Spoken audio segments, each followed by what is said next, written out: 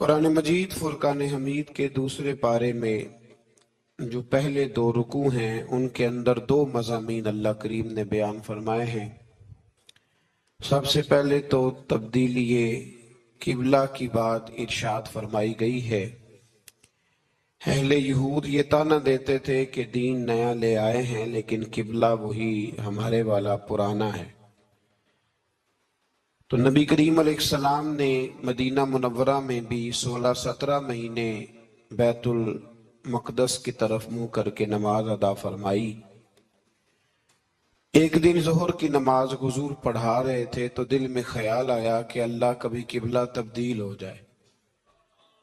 2 رکعتیں حضور نے بیت المقدس کی جانب منہ کر کے نماز پڑھی، اور حضور نے جیسے ہی اپنی توجہ آسمان کی طرف فرمائی تو رب کریم نے فرمایا، محبوب ہم آپ کا بار بار آسمان کی طرف دیکھنا ملاحظہ کر رہے ہیں، آپ جدھر منہ کریں گے ہم ادھر ہی قبلہ بنا دیں گے۔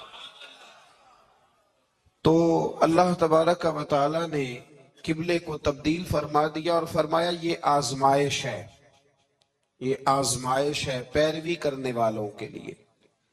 بہت سارے لوگ ایسے ہوں گے جو الٹے پاؤں پھر جائیں گے کہ کل قبلہ اور تھا اور آج قبلہ اور ہے، لیکن بہت سارے ایسے ہیں، بلکہ سارے ہی ایسے ہیں، انہوں نے سوال ہی کوئی نہیں کیا۔ ان کی توجہات کا قبلہ میرے نبی کریم علیہ السلام کی ذات ہے۔ کوئی سوال نہیں کیا، حضور کے پیچھے صحابہ نے نمازیں ادا کی۔ پھر انہی 2 رکوعوں کے اندر اللہ تبارک و تعالی نے اس بات کی بھی وضاحت فرمائی کہ اب مسلمان جہاں کہیں سے بھی آئیں وہ اپنا رخ مسجد الحرام کی طرف کر لیں، بیت اللہ شریف کی طرف کر لیں اور اسی طرف منہ کر کے وہ نماز پڑھیں۔ اور انہی ابتدائی 2 رکوع جو ہیں ان کے اندر اللہ تعالیٰ نے یہ بھی بیان فرمایا کہ مسلمان درمیانی امت ہے، امت وسط ہے، اس کا ہر کام افراط و تفرید سے پاک ہے، یہ ہر کام میں معتدل ہے۔ اور اسی کے اندر اللہ نے یہ بھی بیان فرمایا کہ قیامت میں باقی جو ساری امتیں ہوں گی وہ سرے سے مکر ہی جائیں گی کہ ہمیں تو کسی نے تبلیغ کی نہیں۔ وہ اپنے انبیاء کرام علیہ السلام کا تبلیغ کرنا بھول ہی جائیں گے، وہ مکر جائیں گے۔ تو رب کریم پھر نبی کریم علیہ السلام کی امت کو ارشاد فرمائے گا کہ کیا تم گواہی دیتے ہو کہ نبیوں نے تبلیغ کی؟ تو اللہ تبارک و تعالی اس امت کے علماء کی، صلحاء کی، صوفیاء کی، اولیاء کی گواہی پرانے انبیاء کرام کے حق میں قبول فرمائے گا۔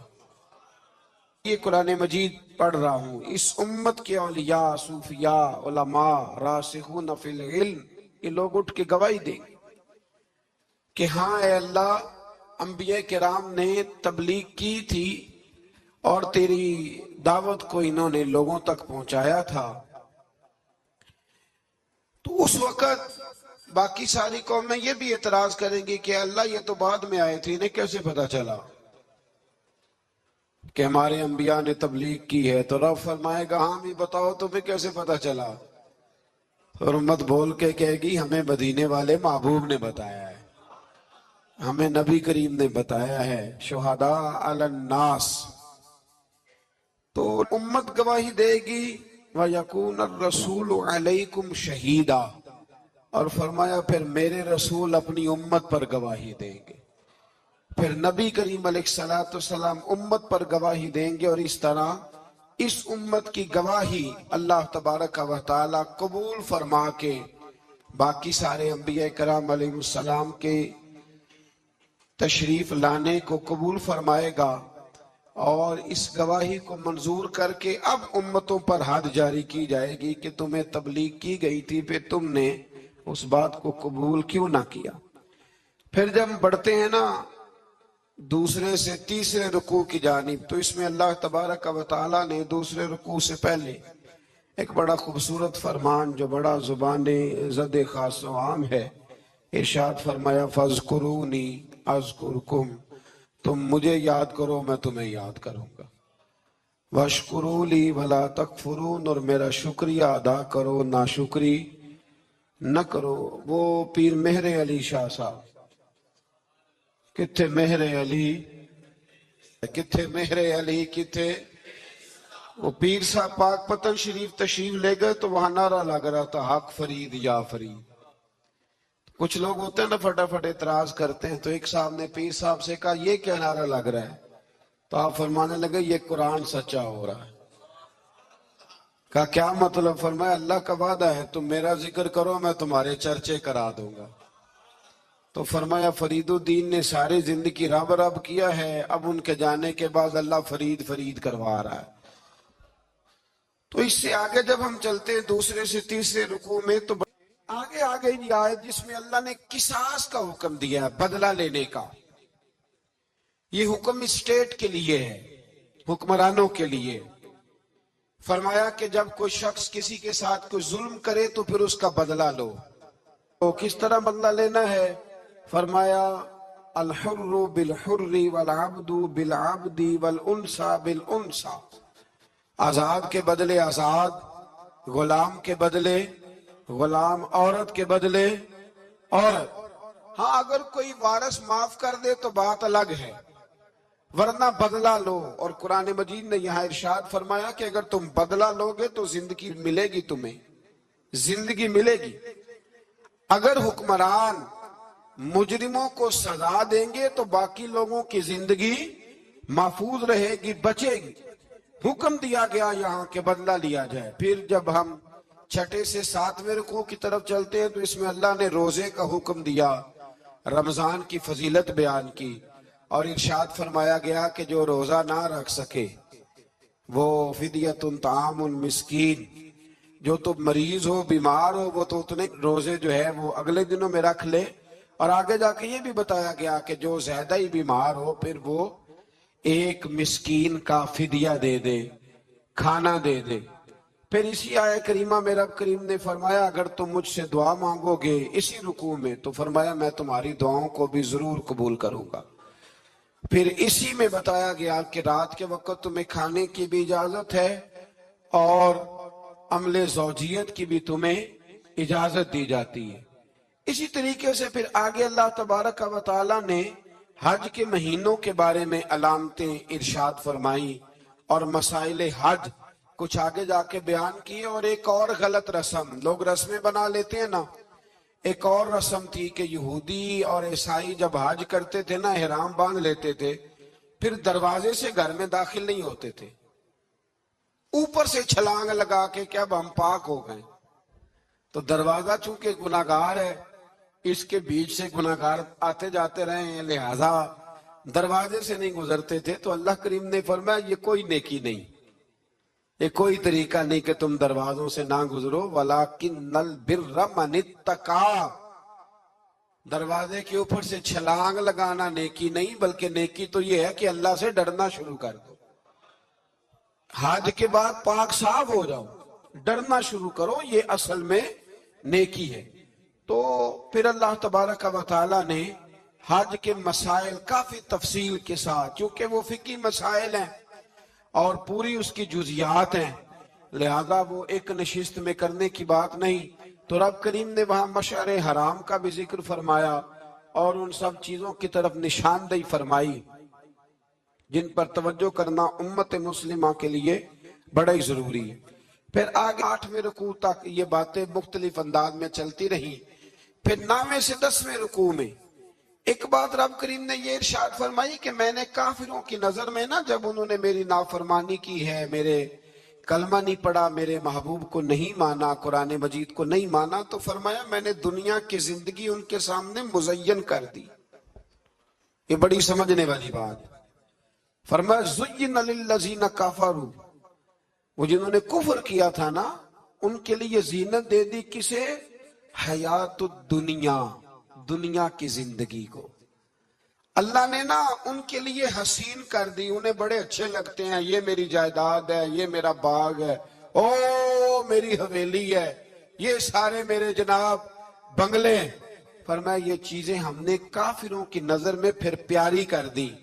समझिएगा बात, ये काफिर का तरीका है कि वो दुनियादारी का माल देखता है तो उसकी आंखें खिल जाती हैं, बड़ा राजी होता है। मोमिन का ये तरीका, मोमिन किस बात पे राजी होता है? अल्लाह तबारक व तआला की रजा पे मोमिन राजी होता है। इस चीज को अल्लाह करीम ने यहाँ बयान फरमाया। फिर इससे आगे जो हुर्मत वाले महीने हैं उन महीनों का जिक्र किया गया। फिर अल्लाह तबारक व तआला ने जुए और शराब को हराम करार दिया। 219 नंबर आयत है, इसी रुकू में अल्लाह तबारक व तआला ने उसका भी तज़किरा फरमाया। ये तफसील के साथ तज़किरे जारी रहे। फिर इसी तरह औरतों के जो हैज़ो नफास के मसाइल हैं उनको भी अल्लाह तबारक व तआला ने इसी पारे के अंदर बयान फरमाया। कुछ तलाक के मसाइल भी अल्लाह करीम ने इसी पारे नाम रुकू से आगे जाके उन सारी चीजों को अल्लाह करीम ने बयान फरमाया। फिर ये भी इरशाद फरमाया हैज़ो नफास मसाइल और तलाक, इन सारी चीजों को बयान करने के बाद फरमाया कि इनके मसाइल गोया सीख लो, उस पर अमल करो। और फरमाया तिलका हुदूदुल्लाह, ये अल्लाह की हदें हैं। फला तअतदूहा, अल्लाह की हदों से आगे न गुजरना। ये वो बाउंड्री है जो अल्लाह ने बनाई है, ये हुक्म वो हैं जो रब ने दिए हैं, तो इनसे आगे ना जाना। तो बितफसील इन सारी चीजों का यहाँ बयान फरमाया गया। और वो मसाइल जो बड़ी तेजी से लोग उलझा देते हैं उनका भी अल्लाह करीम ने यहाँ जिक्र फरमाया। बीच में कुछ आयात ऐसी हैं जो ज्यादा तवज्जो के काबिल हैं और हमारी रोजमर्रा की जिंदगी में हमें उनकी बड़ी अशद जरूरत है, जो अगरचे मसाइल फिका तो नहीं लेकिन जरूरत के लिहाज से, रोजमर्रा के इखलाकी रवैयों के लिहाज से उसकी बड़ी जरूरत है। उन चंद आयात का भी हमने इंतखाब किया, इंशाल्लाह उस पर भी कुछ बात करता हूँ। इस पारे के आखिर में ना अल्लाह करीम ने एक वाकया बयान फरमाया है। इसमें अल्लाह तबारक व तआला ने ना बनी इसराइल का एक वाकया बड़ी तफसील के साथ, और वो इस पारे के इख्तिताम पर अकीदे के लिहाज से, नजरिए के लिहाज से, समझने के लिहाज से बड़ी अहम चीज है, उस पर जरूर गौर फरमाएं। वो ये हुआ कि बनी इसराइल के अंदर हमेशा ऐसे होता था कि अल्लाह तबारक व तआला एक पैगंबर और एक बादशाह, बनी इसराइल के अंदर हमेशा नबी और बादशाह मौजूद रहते थे। एक वक्त ऐसा आया कि बनी इसराइल में कोई नबी नहीं थे और बनी इसराइल का जो अपना इलाका था ना वो मुल्क शाम है। तो कौम में अमाल का एक कौम थी और बड़े सख्त गिर लोग थे। उन्होंने बनी इसराइल वालों के साथ लड़ाई की, जिहाद किया और इन्हें इनके इलाके से निकाल दिया। और कुछ हजरत यूसुफ अलैहिस्सलाम के जमाने में वैसे भी एक बहुत बड़ी तादाद जाके मिस्र में आबाद हो गई थी। अब ये हुआ कि इनके पास कोई बादशाह नहीं है, ये बार बार दुआ करते हैं, इल्तिजा करते हैं। तो अल्लाह ताला ने एक पैगंबर इन्हें अता किए जिनके मुख्तलिफ नाम किताबों में हैं। सदरुल अफाजल रहमतुल्लाह अलैह ने तफसीर खजाइनुल इरफान के अंदर उनका नाम हजरत शमवील अलैहिस्सलाम लिखा है। हजरत शमवील अलैहिस्सलाम को अल्लाह ताला ने नबुव्वत अता फरमाई। और जब हजरत शमवील अलैहिस्सलाम अल्लाह के नबी हुए, बनी इसराइल वालों को यकीन आया कि अल्लाह ने अल्हम्दुलिल्लाह हमें एक नबी के झंडे तले जमा कर दिया है, तो फिर उन्होंने कहा कि आप हमारे सामने एक बादशाह भी मुकर्रर करें ताकि हम उसकी सरपरस्ती में जिहाद करें। जब इन्होंने ये बात की तो अल्लाह तबारक व तआला ने हजरत शमवील अलैहिस्सलाम के जिम्मे लगाया। तो एक उस जमाने में अल्लाह के नेक बंदे थे, जनाबे तालूत अलैहिस्सलाम उनका नाम था। तो हजरत शमवील अलैहिस्सलाम ने उन्हें कहा कि अल्लाह करीम ने ना तुम्हारा बादशाह तालूत को बनाया है। उनका नाम भी कुरान मजीद ने जिक्र फरमाया है। तो बनी इसराइल के लोग कहने लगे ये तो गरीब आदमी है, वो बकरियां चराया करते थे, लेकिन इल्म में बड़े पुख्ता थे, वजूद में बड़े ताकतवर थे। तो कहा कि ये तो गरीब आदमी है, तो हम तो ज्यादा हक रखते थे कि हमें बादशाह बनाया जाए। तो हजरत तालूत अलैहिस्सलाम के बादशाह बनने के बाद हजरत शमील अलैहिस्सलाम ने जो बात की, अल्लाह करीम ने उसे कुरान मजीद में बयान फरमाया। रब फरमाता है बस्ततन फिल इल्म वल जिस्म, اسے اس لیے تمہارا بادشاہ بنایا گیا ہے کہ اسے ہم نے کشادگی دی ہے، علم میں بھی اور جسم میں بھی۔ بڑے ماشاءاللہ موٹے تازے تھے، وجود بڑا طاقتور تھا۔ کچھ موٹے تازے ہوتے ہیں پر طاقتور نہیں ہوتے، موٹے تازے بھی تھے اور طاقتور بھی تھے۔ فرمایا کہ وجود میں بھی طاقت ہے اور علم میں بھی اللہ نے انہیں وسعت عطا فرمائی۔ تو بنی اسرائیل والے کہنے لگے جی نہیں جی کوئی بندہ اور آ جائے، یہ ہمارا بہت بڑا مسئلہ ہے نا جی، ہر ایک کی مرضی کی نہ تو بات ہو سکتی ہے اور نہ ہر بندہ ہر ایک کی مرضی پر پورا۔ کہنے لگے نہیں جی کوئی اور ہونا چاہیے تھا، ہمیں کیسے پتا چلے گا کہ اللہ نے مقرر کیا ہے؟ بڑی خاص بات ہے، اس کو سمجھیے گا، یہ سارا مضمون آپ کو ملے گا اسی پارے کے آخر میں، آپ پڑھیں گے نا جی تو یہ سارا مضمون آپ کو ملے گا، اور آپ اگر سرسری نظر سے بھی اس کا مطالعہ کریں گے نا، جہاں کے قرآن شریف کھول کے 15 سے 16 رکوع میں، آپ خوش ہوں گے کہ آپ کتنے اچھے نظریے اور عقیدے کے ماننے والے ہیں۔ تو جب کہا نا کہ طالوت کو ہمارا بادشاہ بنایا گیا تو دلیل کیا ہے، تو قرآن کہتا ہے کہ حضرت شمویل علیہ السلام نے فرمایا کہ تمہارا ایک تابوت تھا، ایک صندوق تھا تمہارے پاس، وہ صندوق تمہارا قوم مالکہ اٹھا کے لے گئی تھی، ان کے بادشاہ ہونے کی دلیل یہ ہے کہ اللہ تمہارا وہ صندوق تمہیں واپس کر دے گا، وہ تمہارا صندوق تمہیں واپس کر دے گا۔ اس صندوق میں کیا ہے؟ وہ حضرت آدم جنت سے ساتھ لے کے آئے تھے، اس میں تھا کیا؟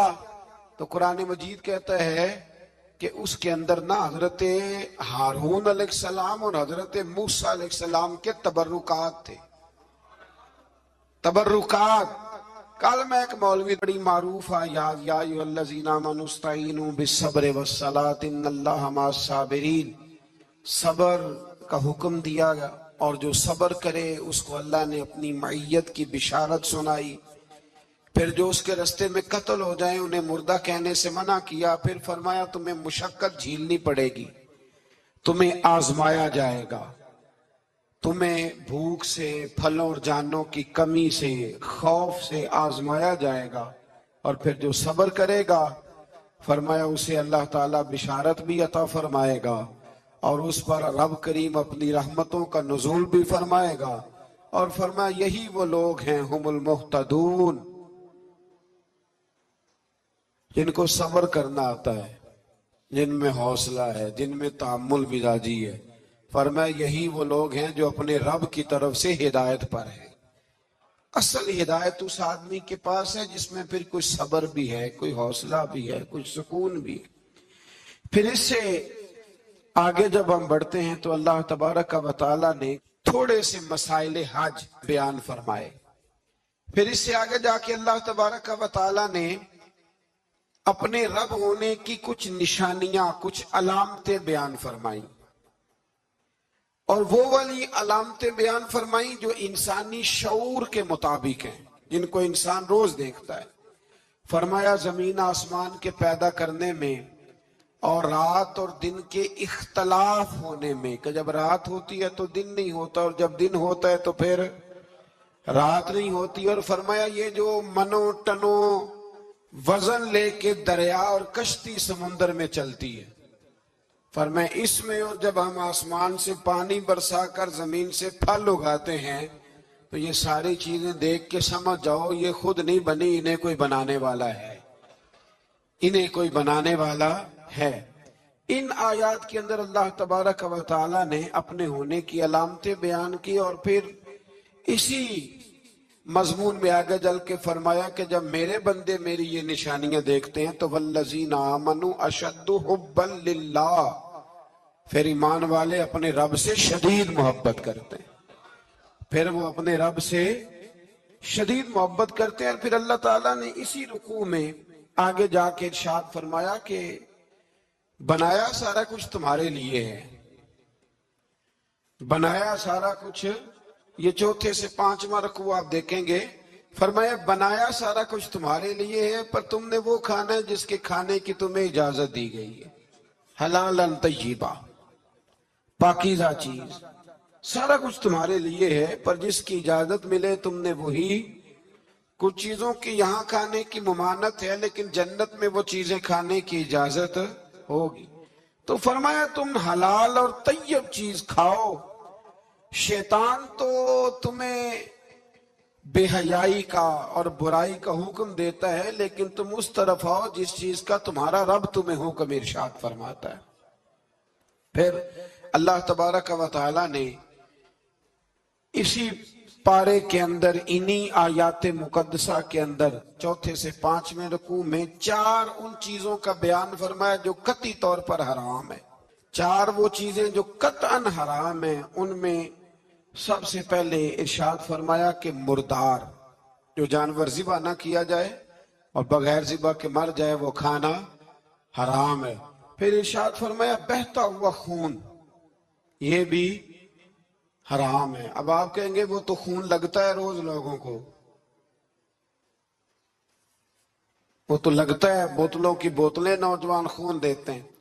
تو اس میں ہمارے بزرگوں نے مسئلہ یہ بیان فرمایا کہ ضرورت کے لیے دینا جائز ہے، مجبوری ہو تو پھر خون دینا، جس طرح انسان مر رہا ہو تو اس کے لیے مردار کھانا بھی جائز ہے۔ تو کوئی بیمار، اتنا بیمار کہ اب ڈاکٹر کہے کہ سوائے خون کے کوئی اور چارہ نہیں ہے، تو وہ دینا جائز ہے بالکل، جو دے گا اللہ اسے اجر بھی عطا فرمائے گا۔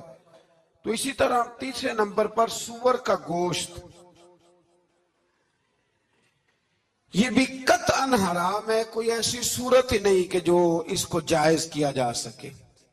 اور پھر اللہ تبارک و تعالیٰ نے اسی آیت میں اس کا بھی ذکر فرمایا جس پر لوگ عقیدے کے لحاظ سے بڑا دھوکہ دیتے ہیں۔ فرمایا وما اہل بہ لغیر اللہ، اور وہ جس پر وقت ذبح غیر اللہ کا نام لیا جائے، جس پر وقت ذبح، جس پر غیر اللہ کا نام لیا جائے، وہ جانور بھی حلال ہے۔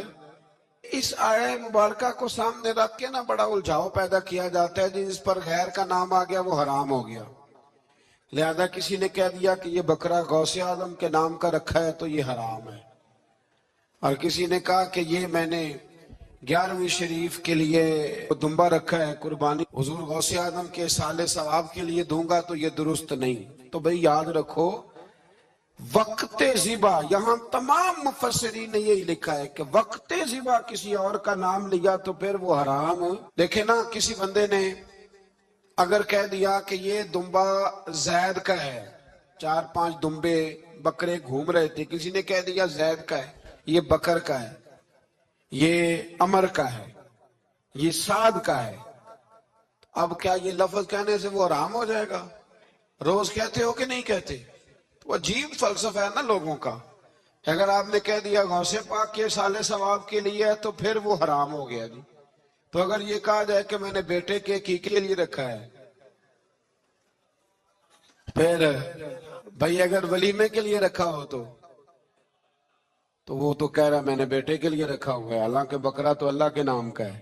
تو بلا وجہ لوگ اس میں ایسی چیزیں پیدا کرتے ہیں، تو اس کو سمجھ لیں یہ قرآن مجید کی آیت نمبر 173 ہے، جس میں اللہ تبارک و تعالیٰ نے بڑی وضاحت کے ساتھ ان چیزوں کا ذکر فرمایا جن کا کھانا بالکل ناجائز ہے۔ تو وہ 4 چیزیں آپ کی سمجھ میں آ گئی جی۔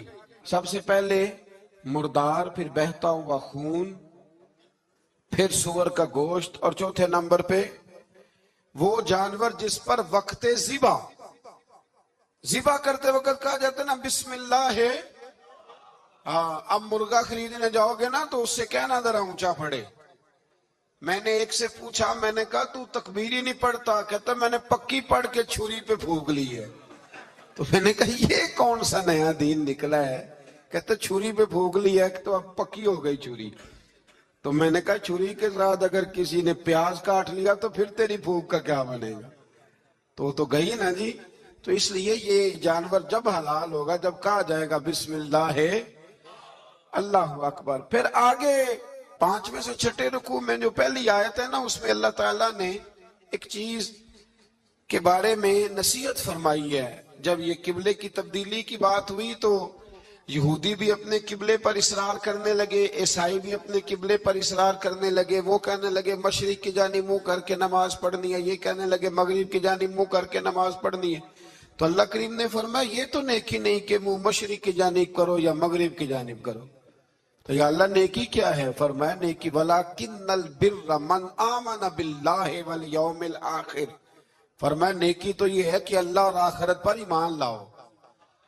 نیکی ایمان کا نام ہے. پھر فرمایا فرشتوں پر، کتابوں پر، نبیوں پر ایمان لاؤ اور اپنا مال خرچ کرو اللہ کی محبت میں، رشتہ داروں پر، یتیموں پر، مسکینوں پر، مسافروں پر، مانگنے والوں پر، غلام آزاد کرانے کے لیے.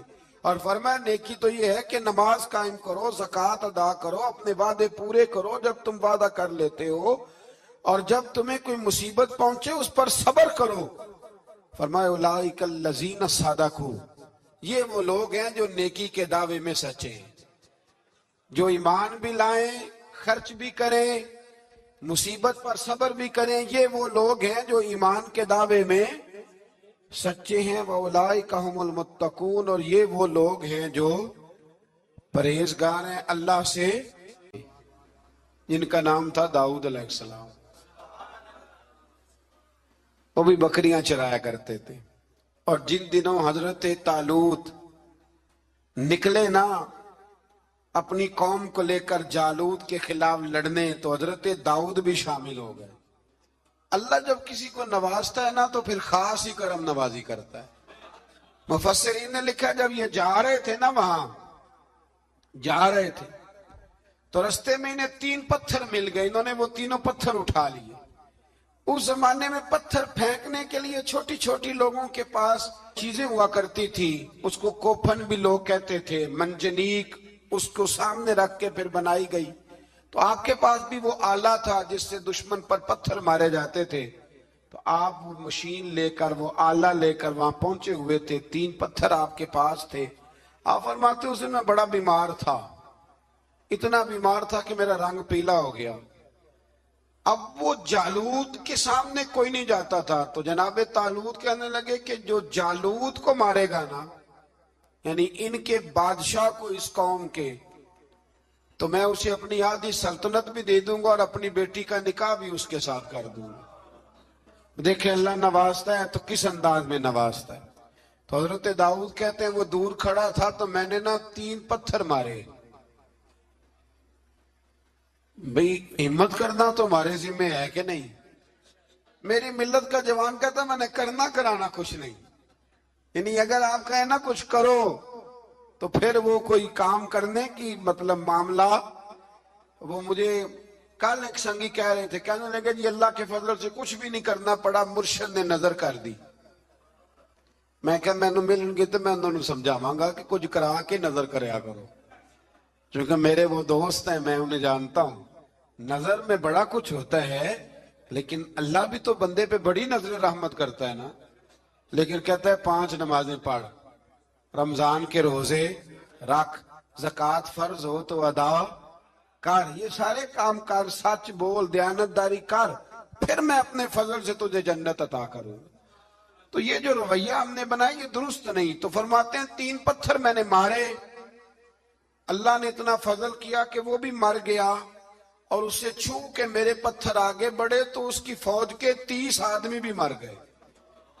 3 پتھروں سے 31 بندے اللہ نے مار دیے. فرماتے اس لیے کہ ہاتھ میرے تھے اور طاقتیں میرے رب کریم کی تھی. تو حضرت داؤد علیہ السلام کے حصے میں جناب طالوت کی صاحبزادی بھی آئی، آدھی سلطنت بھی آئی. کافی سال حضرت طالوت حیات رہے، پھر ان کا وصال ہو گیا. تو ساری سلطنت حضرت داؤد کو ملی، اور پھر اللہ تبارک و تعالیٰ نے انہیں نبوت بھی عطا فرمائی. یہ دنیا میں واحد پیغمبر ہیں جو بیک وقت نبی بھی تھے اور بادشاہ بھی تھے. اور پھر اللہ نے فضل فرمایا، انہوں نے بڑی بڑی فتوحات کی. اور پھر حضرت داؤد کے صاحبزادے کا نام حضرت سلیمان علیہ السلام، پھر ان کے صاحبزادے کا نام حضرت. تو یہ ہوا کیسے؟ یہ سارا کچھ اللہ تبارک و تعالیٰ کے فضل سے ہوا، اس کے کرم سے ہوا. اب اس واقعہ سے ہمیں کیا پتہ چلتا ہے؟ ہمیں یہ پتہ چلتا ہے کہ رب جب فضل فرمائے نا کسی پہ بھی، تو ہمیں اس بندے کو دیکھ کے راضی ہونا چاہیے، کوئی شکوہ نہیں کرنا چاہیے۔ اور دوسری بات یہ سمجھ لینا چاہیے کہ حکومتیں، مال، دولت یہ صرف سیاستوں سے نہیں ملتی، یہ خدا کے فضل سے ملتی۔ اور یہ بھی سمجھ لینا چاہیے کہ جو بزرگوں کے تبرکات ہوتے ہیں ان کی کیا ہی بات ہوتی ہے۔ چند باتیں ایسی تھی کہ میرا دل کرتا تھا ان کو دہرایا جائے اور خاص کر کے ان باتوں پر توجہ کی جائے۔ یہاں نا اللہ تبارک و تعالیٰ نے ان باتوں میں سے ایک بات کا ذکر فرمایا ہے۔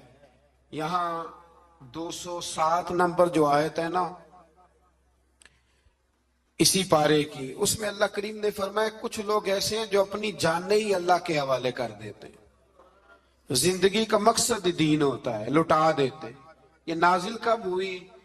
یہ آیہ مبارکہ حضرت صہیب رومی کے بارے میں نازل ہوئی۔ حضرت صہیب رومی رضی اللہ تعالیٰ عنہ بڑے مالدار تھے۔ مکے سے جب چلے نا تو سارا مال مکے میں چھوڑ دیا، اس لیے کہ اللہ کے رسول مدینے چلے گئے۔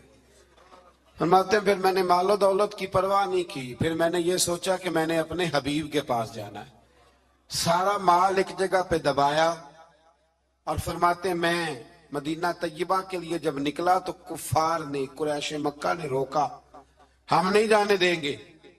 تو حضرت صہیب رومی فرمانے لگے بھئی سنو، میں کمزور نہیں، میں طاقتور آدمی ہوں، اور تم میں سے کوئی ایسا مائی کا لال نہیں جو تیر چلانے میں مجھ سے زیادہ سیانا ہو، تلوار چلانے میں مجھ سے زیادہ عقل مند ہو، جانا مدینے میں نے ہے۔ اب یہ ہے کہ تم بتاؤ میرے ساتھ تیروں تلواروں سے لڑو گے یا میں تمہیں ایک سودا بتاؤں گا، سودا کرو گے؟ قریش کہنے لگے سودا کیا ہے؟ کہنے لگے میرا بڑا مال ہے، میں مکے میں دفن کر کے آیا ہوں، تم مجھے مدینے جانے دو، میں تمہیں سارے مال کا پتہ بتا دیتا ہوں۔ ہزاروں لاکھوں میں تھا مال تجارت۔ دیکھیں جب صحابہ مدینے جاتے تھے تو کتنی قیمت دے کے جایا کرتے تھے۔ تم مجھے جانے دو، میں تمہیں وہاں کا پتہ بتاتا ہوں۔ انہوں نے کہا جی بات ٹھیک ہے، آپ پتہ بتا دیں۔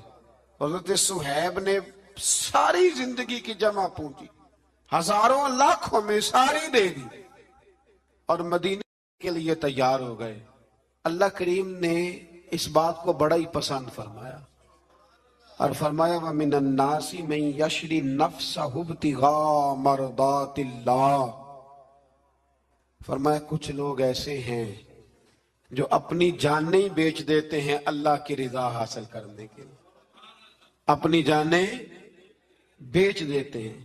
نَفْسَهُ ابْتِغَاءَ مَرْضَاتِ اللَّهِ، اللہ کی رضا حاصل کرنے کے لیے اپنی جانوں کو بیچ دیتے ہیں۔ تو فرمایا پھر اللہ کیا کرتا ہے؟ فرمایا وَاللَّهُ رَؤُوفٌ بِالْعِبَادِ، پھر اللہ بھی اپنے بندوں پر بڑا ہی رحم فرمانے والا ہے۔ جب یہ سارا مال دے کے مدینے پہنچے نا تو ان کے استقبال کے لیے جناب عمر پہلے سے موجود تھے۔ حضرت عمر ریسیو کر کے نبی کریم کی بارگاہ میں لے گئے تو فرماتے ہیں حضور نے مجھے دیکھتے ہی فرمایا صہیب زندگی میں تم نے بڑی تجارتیں کی ہوں گی، پر یہ جو تم نے سودا کیا ہے نا یہ بڑا ہی نفع والا کیا ہے، یہ جو سودا فرمایا یہ تو نے بڑا۔ تو دین کے لیے جب آپ کوئی کام کرتے ہیں تو یہ سودا بڑا نفع والا۔ ایک مضمون اور یہاں ہے 216 نمبر آیت میں، وہ بھی بڑا ہی سمجھنے والا ہے۔ اللہ کریم نے جب جہاد فرض کیا نا تو فرمایا کتب علیکم القتال، ہم نے تم پر قتل کرنا، قتال کرنا فرض کیا ہے۔ فرمایا ہو سکتا ہے تمہیں یہ کراہت محسوس ہو، مشکل لگے، برا لگے۔ ایک بات جو آج کی نصیحت ہے اور مضامین قرآن جو ہم سیکھ رہے ہیں اس کے اندر سے ہمیں یہ خاص چیز ہے جس کو سمجھنا چاہیے۔ اللہ کریم نے فرمایا کہ تم پر جہاد فرض کیا گیا ہے، وَهُوَ كُرْهٌ لَكُمْ، ہو سکتا ہے تمہیں ناپسند ہو، تو ایک نہ ساری زندگی کے لیے ایک نصیحت کر دی۔ فرمایا وَعَسَىٰ أَن تَكْرَهُوا شَيْئًا، ہو سکتا ہے تم کسی چیز کو ناپسند کرو، وَهُوَ خَيْرٌ لَكُمْ، اور وہ تمہارے لیے اچھی ہو۔ اللہ اکبر، یہ وہ بات ہے اگر سمجھ میں آ گئی تو کلیجہ ٹھنڈا ہو گیا، زندگی سکون میں آ گئی۔ فرمایا ہو سکتا ہے تم کسی چیز کو ناپسند کرو اور وہ تمہارے لیے بہتر و عسا ان تحبوا شیئا، ہو سکتا ہے تم کسی چیز سے محبت کرو، وہو شر لکم، اور وہ تمہارے لیے بری ہو، اچھی۔ بس میرے رب نے ایک بات مسلمان کو بتا دی جو جینے کے لیے بڑی کافی ہے، فرمایا تم میرے اور میرے رسول کے حکم پر چلو۔ کیوں؟ اس لیے کہ واللہ یعلم وانتم لا تعلمون، اللہ جانتا ہے تم نہیں جانتے۔